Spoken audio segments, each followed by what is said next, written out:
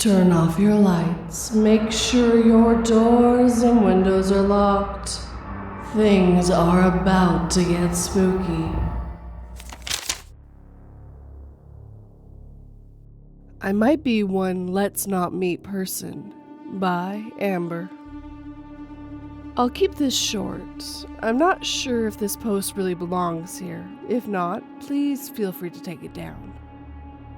So I'm currently focusing on taking care of myself, therapy, psychologist, things like that. Over the past few years, especially since I had a very toxic relationship, I began noticing certain behavioral patterns I've always had. These didn't really bother me before, but they started to affect my daily life.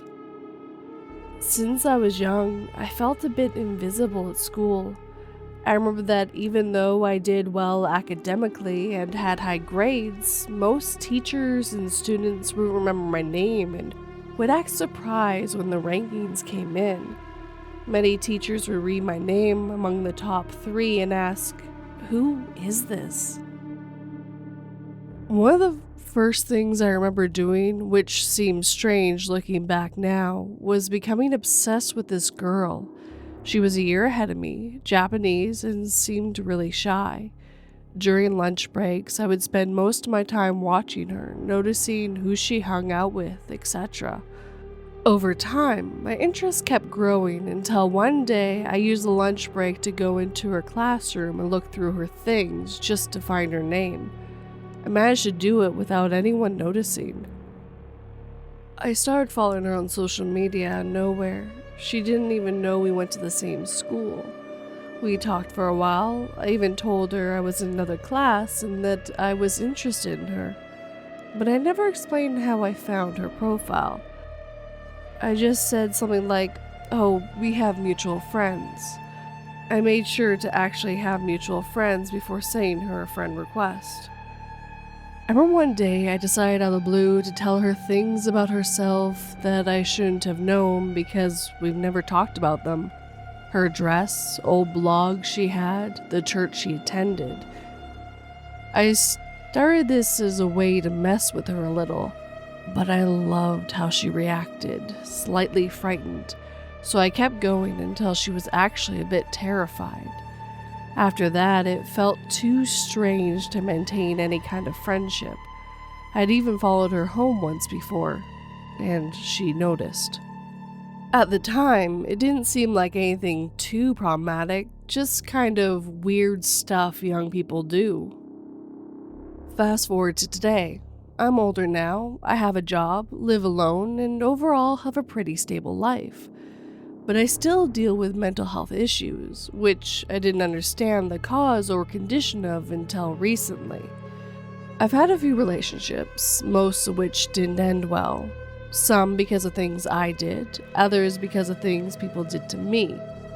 I remember feeling a strong impulse for revenge against those who broke my heart, fantasizing about stalking them, making them feel afraid, etc.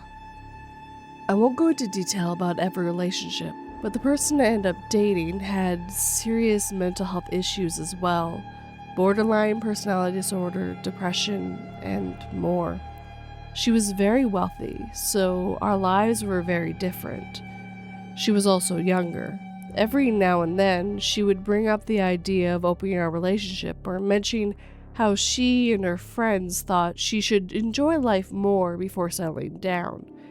We began a circle of dating and breaking up. Everything started spiraling, and every time we got back together, the relationship felt more and more distorted. Eventually, we both cheated on each other, and the relationship ended for good. But for some reason, my broken mind couldn't let it go. I was so hurt by everything that had happened, and this time, it was much harder to resist those impulses towards violence, stalking, and instilling fear. I seemed like a normal person at work, in the office, but in my mind, there was a voice that really wanted vengeance. At some point, it became unbearable. After work, I started hanging around places near her house, supermarkets, parks, any spot we gone together. I made sure she knew I was or had been there. Doing this made me feel better, less anxious. My mind would feel at peace for a while. We never talked directly about it, nor did she confront me. Eventually, I managed to get over it and started controlling these impulses again until they disappeared. When I began treatment and started talking about all this and other issues, like my lack of empathy, struggling with socialization, and mimicking emotions I didn't really feel, I began to see how messed up this behavior was. Now I'm in treatment and I'm close to a diagnosis, though since it's not 100% confirmed, I don't think it's helpful to share it here. If you're feeling things like this, seek help. I'm not the type of person who wants to give in to bad thoughts or impulses. I want to be a good person despite everything.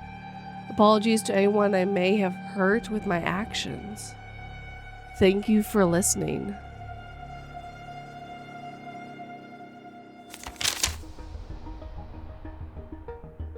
I didn't think you'd be so small-minded over a 16-year age gap, the man said to his mother after introducing Sandra. Son, she replied, that's the woman who put you up for adoption.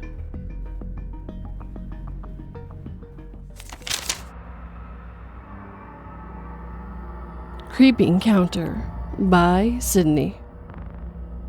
This happened back in 1986 when I was working for a bank in the bookkeeping department in Richmond, Virginia. Where I worked in bookkeeping, we called statements rendering. We kept all the personal and corporate checks filed there.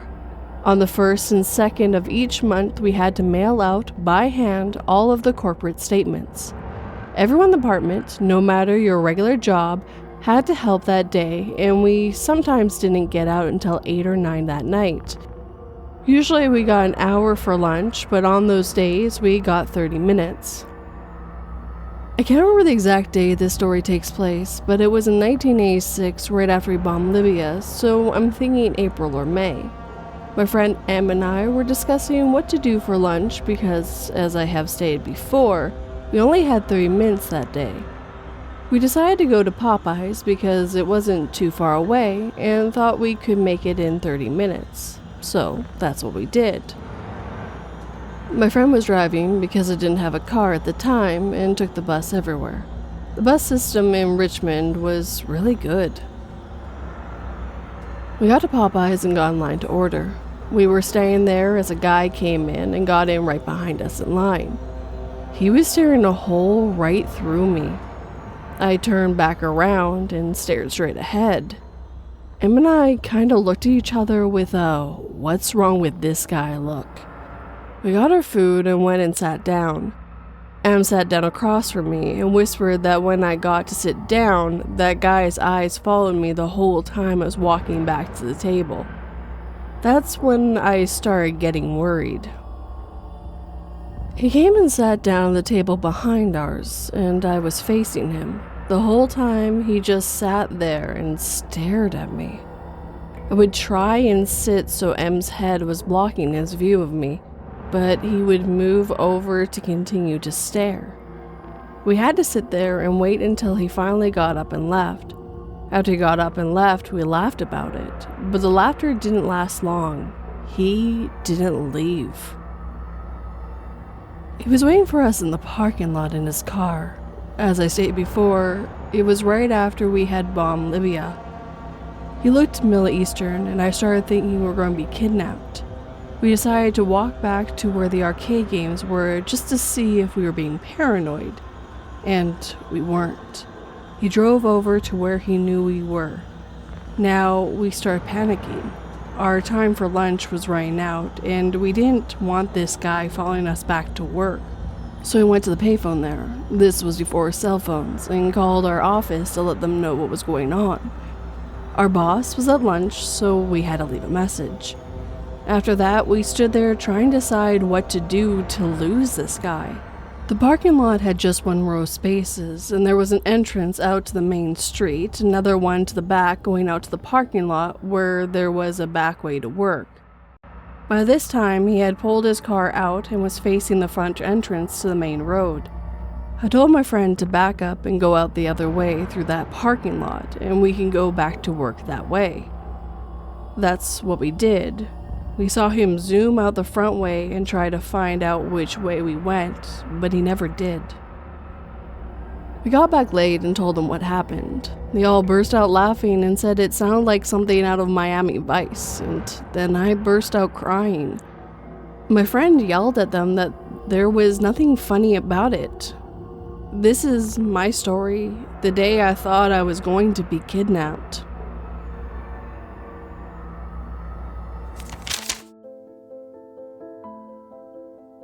As a necrophiliac, I've never been this attracted to a living woman before.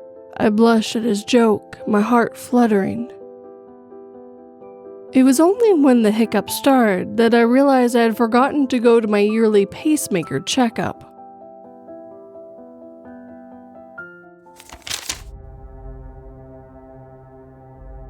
Potential Home Invasion by GossyGirl.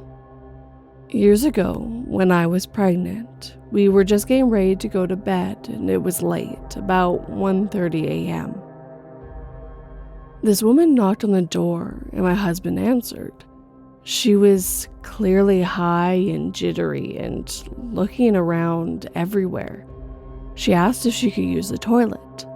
My husband said no, this is not a public restroom. We both got a really bad vibe off of her.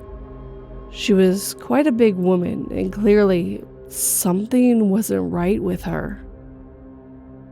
She started to try and open our security door, rattling the handle, but we've always been very conscious of keeping it locked the minute we walk in. My husband told her to go away, and he shut the door. She started banging on the door, screaming that she needed to use the toilet. My husband opened the door again and told her to piss off or he was going to call the cops. She stopped, froze, and for about 20 seconds stood there, staring at us, and then she turned around and walked away. We turned off all the lights and looked through the blinds and saw her next door talking to two people. I said to my husband that that was a setup for a home invasion, and he agreed.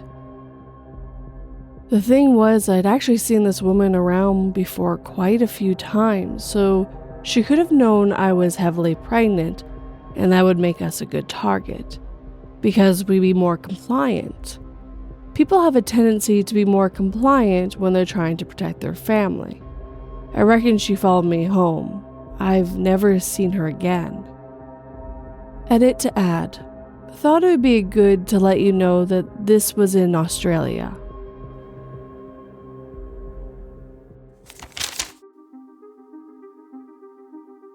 Halfway through cleaning out the large storage locker I'd purchased, I found a box containing hundreds, if not thousands, of pictures of me and my family taken from afar.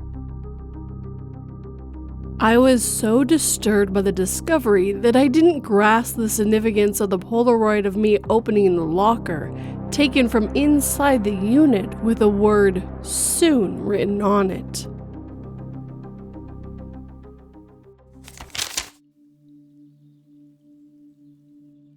Someone nearly broke into my house. By Stay Affectionate 5987. I never wanted to tell this story to anyone for years. I don't know why, but here I am now. I was 16 years old, and sometimes I would spend time at my grandmother's for privacy. My grandmother lived alone, and many people in her building didn't know about me. The floor where my grandmother lived had 2 more apartments, one of which was rented out but was vacant at the time, and the other had some inheritance issues, so no one was using it. My grandmother went on a trip, which everyone in the building knew about. They have some Facebook group. And I wanted to be alone. so I slept alone in the apartment. The first night went okay, but around 3 in the morning, while I was talking to some friends, I heard a strange sound at the door. I was wearing headphones, and at that moment, everything became quiet, both in the game and in the conversation with my friends. I went to check and heard the sound of the lock. I looked through the peephole and saw a man trying to break in. He had a scarf over his face and a cap. He was using some tools to break the lock, and then he opened one of the latches. Thank God I had 2 latches, otherwise who knows what would have happened. Now, I could have reacted much better, but I went to get my katana. It was hanging on the wall in my room, and I stood by the door. I heard him trying to break the other lock, and I shouted, "Who are you?" He froze, but he continued trying to break the lock. "If you come in here, I'll stab you with the katana." He continued until I said, "The police are already on their way." I lied. The man just walked away. The man didn't even live in our building because after 2 months, I got to know everyone, and no one moved out during that time. Weirdo, please, let's not meet again.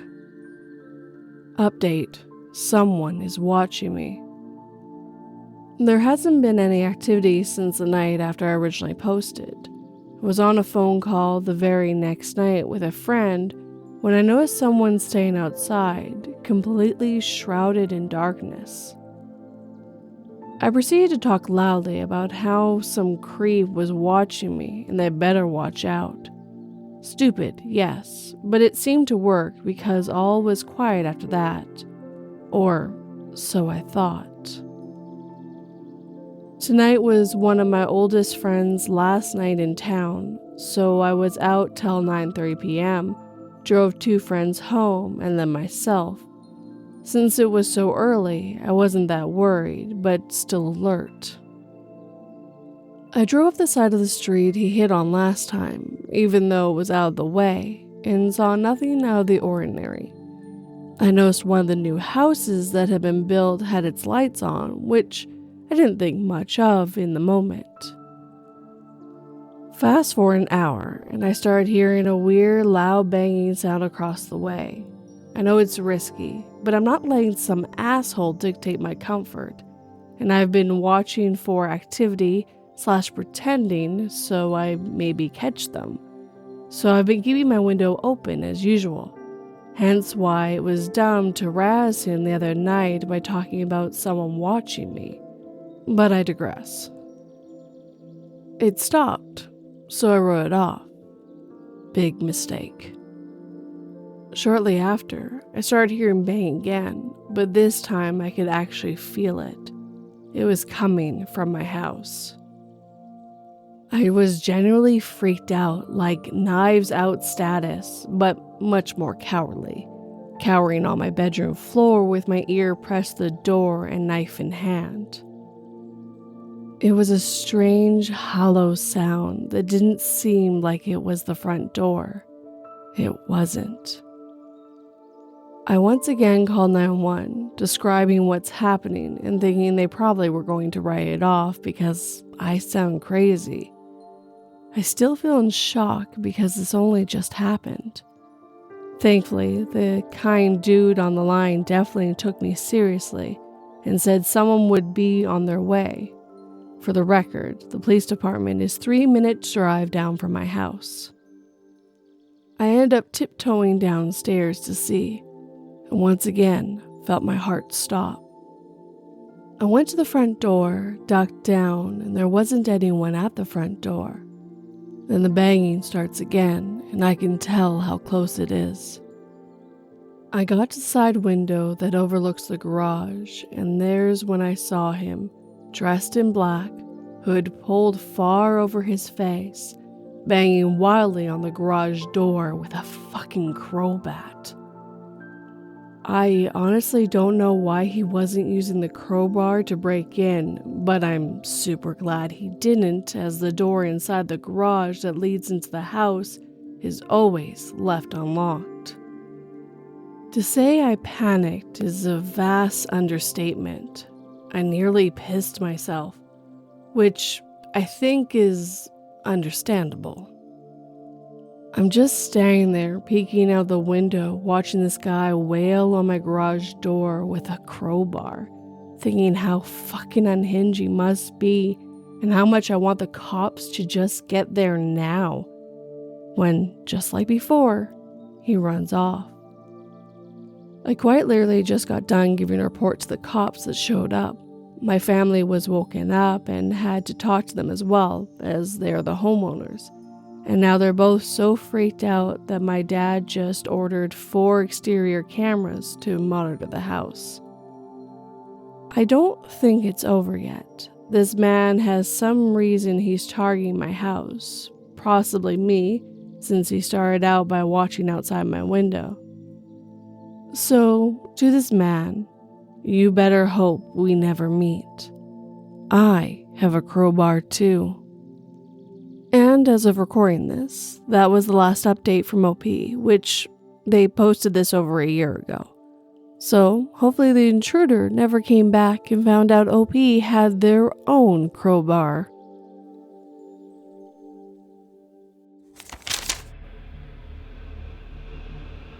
After trips to the bathroom and removing their boots and clothes, the escape pod still refused to launch, its system declaring it's 3.5 kilograms overweight and satisfying the prediction fuel/distance ratio. The girl in the corner looked up at everyone staring at her and started cradling her bump.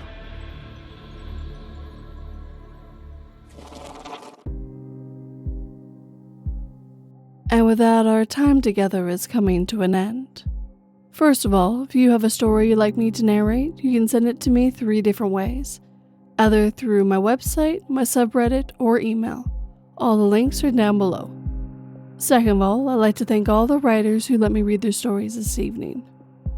This collection was a wide variety. Some creepy encounters with people you don't want to meet. One where they are the creepy encounter you don't want to meet. And a couple where people tried to break into others' homes. As always, I hope you all stay safe, and thank you, Sydney, for submitting your story. On a quick side note, the reason I didn't post anything last Sunday and had a video randomly appear in the middle of the week, I was very, very sick. I couldn't even get out of bed for 4 days. Luckily, I had already made that video for the most part. I just had to put some last minute touches together to finish it. But I didn't even have the energy to look at my computer, let alone make anything. So if my voice sounds off in any of these stories, you now know why. I tried my best to record, but my voice isn't 100% yet. And the cough won't leave me, though it seems to be starting to finally go away. If you enjoyed these stories, hit that like button and make sure it feels it. If you're new, please subscribe and turn that pretty little bell to all notifications. And of course, I would love a comment. Tell me what you think and what kind of stories you like in the future, anything like that. If you're listening on the podcast and are able to, please leave a review, and Spotify also allows you to leave comments as well now. If you'd like to help this channel/podcast grow, please share it with anyone who might enjoy it.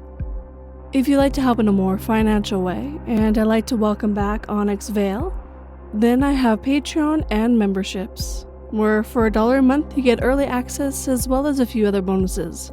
And if you'd like to do something that's not recurring, I do have PayPal and Buy Me a Coffee, and super thanks on YouTube.